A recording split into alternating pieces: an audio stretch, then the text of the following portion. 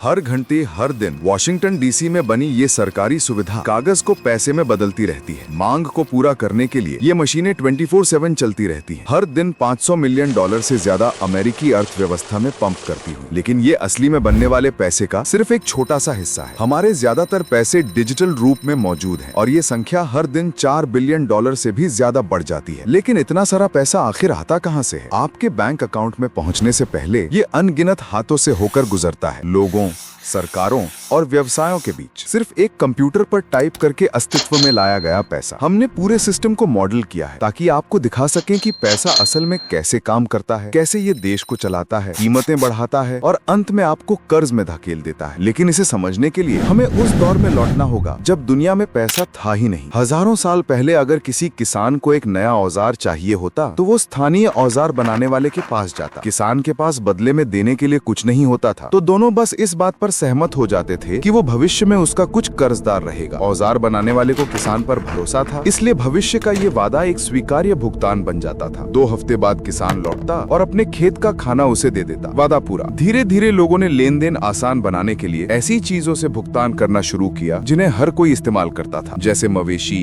अनाज और नमक। सबको इनकी जरूरत होती थी और इन्हें पाना मुश्किल था। यही इन्हें कीमती बनाता था। अब किसान तुरंत औजार खरीद सकता था और उतनी मात्रा में अनाज देकर भुगतान कर देता जो दोनों को उचित लगता। लेन देन तेज हो गए और दोनों कुछ मूल्यवान लेकर घर जाते। लेकिन समय के साथ व्यापार इतना बढ़ गया कि इस तरह भारी भरकम चीजों से भुगतान करना व्यावहारिक नहीं रहा। फिर लोग धातु के सिक्कों पर आ गए। सोना, चांदी, छोटे, बेहद कीमती और हमेशा चलने वाले। अचानक दुनिया भर में व्यापार खुल गया और चीन से लेकर यूरोप तक चीजें खरीदी बेची जाने लगी। लेकिन इतना सारा सोना लेकर यात्रा करना भारी और खतरनाक था। यहीं से पैसे का असली रूप बदलना शुरू हुआ। 17वीं सदी के लंदन में विश्वसनीय सुनार लोगों का सोना सुरक्षित रखने लगे, एक छोटी सी फीस लेकर। उसके बदले वो एक कागज देते जिस पर लिखा होता कि ग्राहक कभी भी उतना ही सोना वापस ले सकता है। इस कागज की असली ताकत ये थी कि आप किसी भी शहर में किसी भी सुनार के पास जाकर वो सोना ले सकते थे। कागज की खुद की कोई कीमत नहीं थी, लेकिन वो सोने जितना ही मूल्यवान बन गया। लोग इन नोटों से ही खरीद बिक्री करने लगे। सुनारों ने नोटिस किया कि ज्यादातर लोग अपना सोना वापस लेने आते ही नहीं। तब उन्होंने नकली वादा पत्र उधार देना शुरू किया। ऐसा पैसा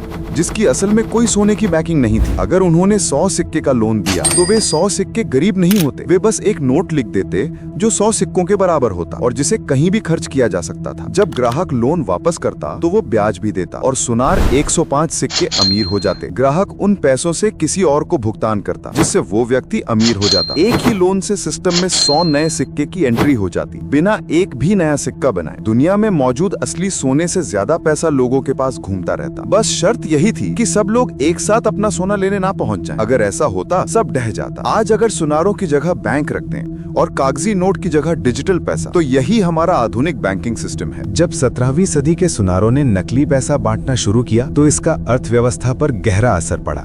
पहले सिस्टम में नया पैसा आने का कोई तरीका नहीं था। मौजूद पैसा सिर्फ एक हाथ से दूसरे हाथ में घूमता रहता था और हर लेन देन बस उसी पैसे का पुनर्वितरण था। लेकिन इस सिस्टम में एक बड़ी समस्या थी। मान लीजिए 4 लोगों के बीच कुल $100 है।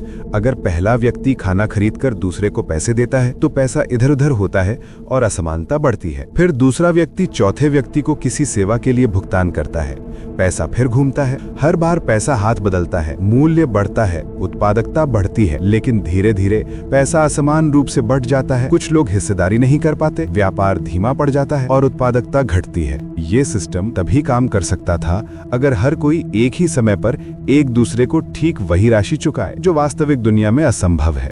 नए पैसे को सिस्टम में जोड़ने से अर्थव्यवस्था तेज होती है, व्यवसाय बढ़ते हैं, उत्पाद बनते हैं और हमारी सभ्यता आगे बढ़ती है। इसलिए लगातार नए पैसे का आना हमारे आधुनिक सिस्टम के लिए जरूरी है। लेकिन ये होता कैसे है?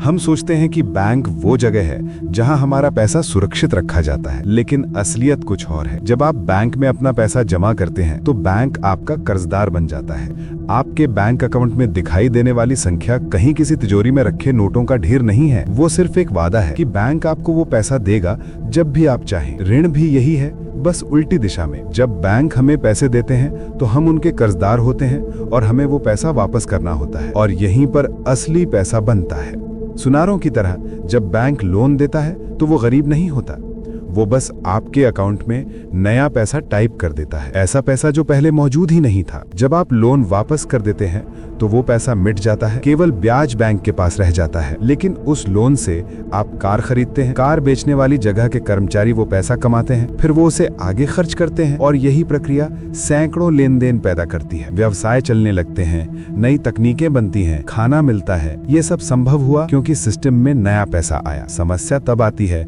जब उत्पादन उतना नहीं बढ़ता जितना पैसा बढ़ता है। यहीं से महंगाई यानी इन्फ्लेशन होती है।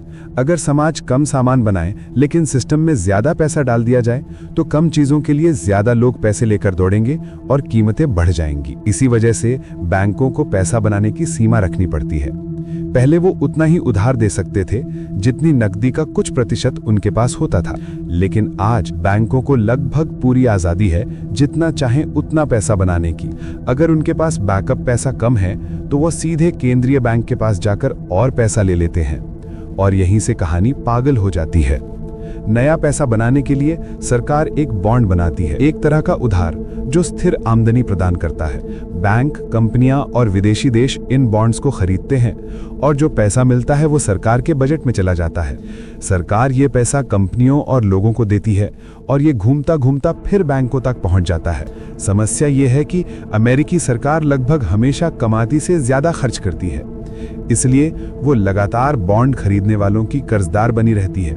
ये कर्ज चुकाने के लिए वो टैक्स देने वाले नागरिकों का पैसा इस्तेमाल करती है। पिछले साल सरकार ने लगभग $60 ट्रिलियन खर्च किए, लेकिन टैक्स से उतना पैसा आया नहीं। इसलिए सरकार ने नए बॉन्ड बनाए और फिर से उधार लिया, यानी कर्ज और बढ़ गया।